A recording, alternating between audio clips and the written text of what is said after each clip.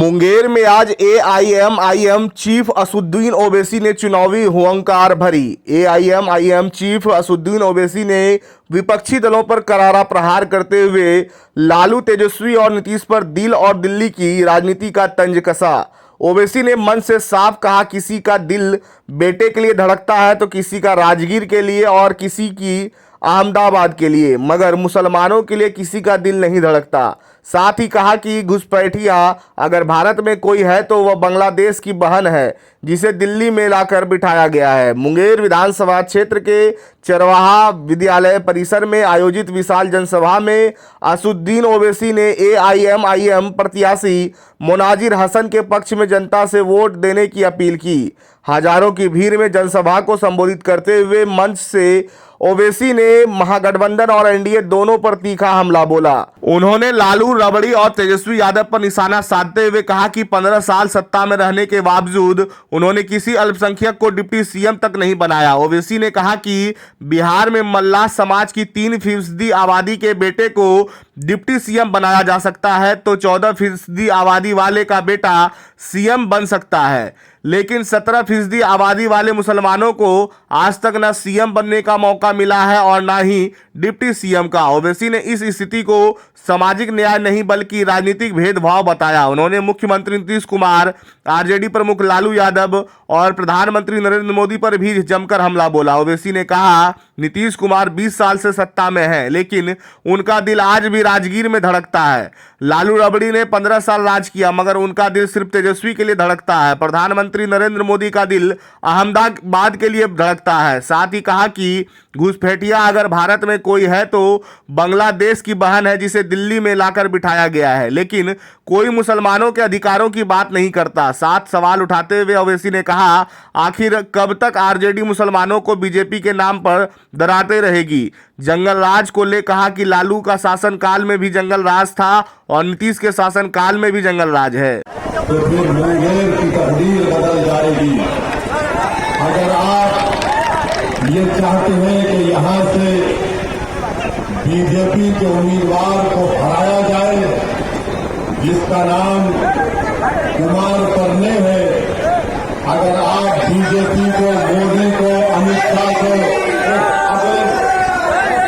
तो आपको पकड़ साहब को देना पड़ेगा। अगर आप ये चाहते हैं कि पैगाम दिया जाए बीजेपी को जिसने नफरत की बीज बिहार में वोट लिए, जिसने एक माहौल ऐसा पैदा कर दिया कि समुदायों में इत्तेफाक नहीं हो बल्कि शक की निगाहों से एक दूसरे को देखा जाए। अगर आप चाहते हैं कि मुंगेर की फिजाओं में इत्तेफाक और मोहब्बत को पाया जाए तो फिर आपको पवन साहब को वोट देना पड़ेगा। और एक बात याद रखिए कि मोनाजिर हसन साहब का मुकाबला सिर्फ और सिर्फ नरेंद्र मोदी से है। यही बीजेपी को हरा सकते हैं। आज आप देख रहे हैं कि डबल इंजन की सरकार है और क्या क्या बोला जाता है। आज 20 वक्त का क्या बन चुका है। भ्रष्टाचार का इतना इजाफा हो गया कि गरीब पाल परेशान है। अगर कोई गवर्नमेंट के दफ्तर को जाता है तो म्यूटेशन के लिए रिश्वत, रजिस्ट्रेशन के लिए रिश्वत, आवास योजना के लिए रिश्वत, पेंशन के लिए रिश्वत दी जाती है। और ये जो बिहार में सरकार है 20 साल से बीजेपी, नीतीश कुमार और राजद की, ये जंगल राज की निशानी है। पहला जंगल राज लालू के परिवार में था, अब दूसरा जंगल राज नीतीश कुमार के 20 साल में हो रहा है। इस जंगल राज से बिहार के गरीबों को, बिहार की जनता को छुटकारा दिलाना है। इसीलिए हम आपसे अपील करने आए कि जीडीए के गठबंधन को आप कामयाब करिए। जो जीडीए का अलायंस मजलिस इत्तेहाद मुस्लिमीन ने बनाया, आप उसको कामयाब करिए। रहा सवाल अमित शाह का ये बोलना कि बिहार से हम घुसपैठियों को भगाएंगे, हम अमित शाह को ये बता रहे हैं कि 11 साल से आपकी सरकार है दिल्ली में। बीएसएफ आपके पास है, बॉर्डर की चेकिंग आपके पास है, अगर उसके बावजूद भी बिहार में अगर कोई घुसपैठी घुस जाता है तो उसकी जिम्मेदारी नरेंद्र मोदी, अमित शाह और नीतीश कुमार की है। के साथ कह रहा हूं, बिहार में कोई घुसपैठी नहीं है, भारत में एक घुसपैठी है जिसको नरेंद्र मोदी ने अपना बहन बनाकर बांग्लादेश से बुलाकर दिल्ली में सबसे बड़ी घुसपैठी है। उसको नरेंद्र मोदी को वापिस बांग्लादेश भिजाना चाहिए। और अमित शाह जनता के दरमियान में खड़े होकर अमित शाह बोलते घुसपैठियों को भगाएंगे, तो बिहार जनता बोलती हाँ भगाएंगे। अरे शाह साहब ये तो बताओ घुसपैठी घुसे कैसा जब तुम चौकीदार हो, जब तुम गृह मंत्री हो, जब मोदी प्रधानमंत्री है, नीतीश कुमार आपका मुख्यमंत्री है, तो घुसपैठी नहीं घुसा। ये सिर्फ सेकुलरिज्म को कमजोर करने के लिए इस तरह की बातें कर रहे हैं। आपको जानकर तकलीफ होगी कि भारत के पूरे देश में जितनी बेरोजगारी का तनासुब है उससे ज्यादा बिहार में है।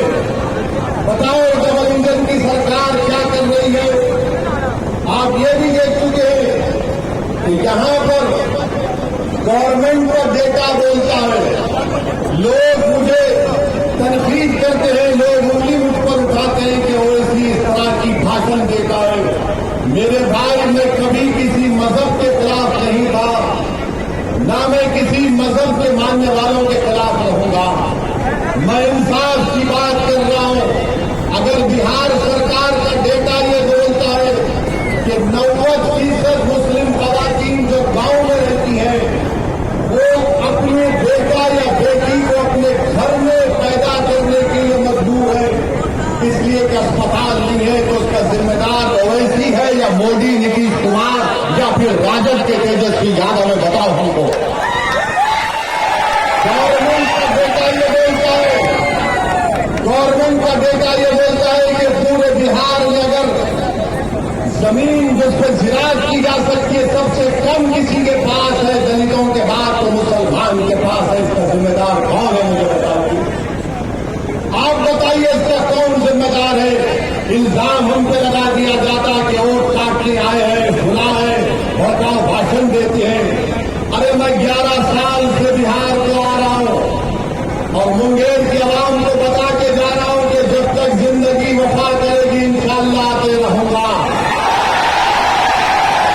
और अगर कोई दीवाना ये कहता है कि ओवैसी बाहरी है, हाँ मैं हैदराबाद से हूं, चांद से नहीं आया हूं, भारत का हिस्सा। अगर मेरे आने से उनको तकलीफ इसलिए हो रही है कि उन सच्चाई को बयान कर रहे हैं। अब दूसरी जानिब आप देखते हैं कि यहां पर राजद है। आप मुझे बताइए, मैं मुबारकबाद देना चाहता हूं कि उन्होंने चुनाव शुरू होने से पहले कह दिया कि अब के बाद डिप्टी चीफ मिनिस्टर, उप मुख्यमंत्री मल्लाह का बेटा होगा।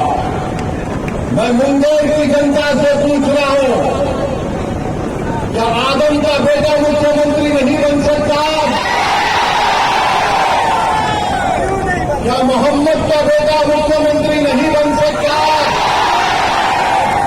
क्या अबू बकर का बेटा मुख्यमंत्री नहीं बन सकता? जब 4-3% जिसका समुदाय है, मैं उनको मुबारकबाद देता हूं कि वो बड़े बहादुरी से कह रहे हैं कि हमारा मुख्यमंत्री बनेगा। तो बताओ तेजस्वी, 17% ने क्या गुनाह किया था? 17% ने क्या गुनाह किया था? और आपका समुदाय 14% है और 36% टिकट आप देते हैं। यानी मालूम हुआ कि मोदी और बीजेपी बिहार के तमाम वोट लेकर 3 मरतबा मोदी प्रधानमंत्री बन गए, मगर मोदी का दिल और जिगर और दिमाग